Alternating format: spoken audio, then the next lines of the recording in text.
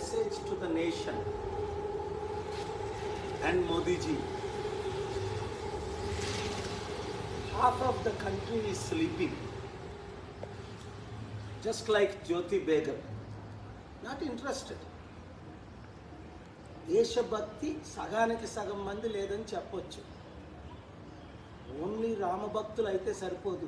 జ్యోతి కృష్ణుడు భక్తులే, హనుమాన్ భక్తులు ఉన్నారు, అల్లా భక్తులు ఉన్నారు, క్రైస్తవ భక్తులు ఉన్నారు, బుద్ధిస్టులు ఉన్నారు, జైన్స్ ఉన్నారు, యూదులు ఉన్నారు, అందరూ ఉన్నారు. అందరినీ ఏకపరిచే బాధ్యత మోదీ గారికి ఉంది, ప్రధానమంత్రులకి ముఖ్యమంత్రులకి. వాళ్ళ పని ఏంటంటే అందరినీ యునైట్ చేయడం, పడుకోబెట్టడం కాదు.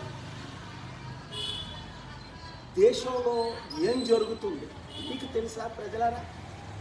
సర్వనాశనం అన్ని విధాలా అయిపోతుంది. అందుకనే ప్రపంచాన్ని విడిచిపెట్టి మరలా నేను మన దేశానికి వచ్చింది. దేశ ఎకానమీ, దేశ సెక్యులరిజం, దేశ డెమోక్రసీ, దేశంలో ఉన్న ప్రజలందరూ కొంతమంది భయభ్రాంతులు చేస్తున్నారు, కొంతమంది ఎక్కువ మంది భయంతో ఆక్కాలు చేస్తున్నారు. ఏమవుతుంది సార్ మన దేశంలో? కనుక తెలుగు రాష్ట్రాల ప్రజలకు, మిత్రులకు ఒక మంచి మెసేజ్ ఈ రిపబ్లిక్ డేని మనం పంపించాలి. 2-3 నెలల్లో ఎలక్షన్స్ ఉన్నాయి. మన తెలుగు సత్తా, దైవ సత్తా, మన ఐకమత్యం పార్టీలకు అతీతంగా. అందుకే నేను విశాఖపట్నం ఎంపీగా నిలబడుతున్నాను. అందరూ మద్దతు ఇవ్వండి. పార్లమెంట్లో బిల్లులు పెట్టాలి, దేశాన్ని మార్చాలి. మరలా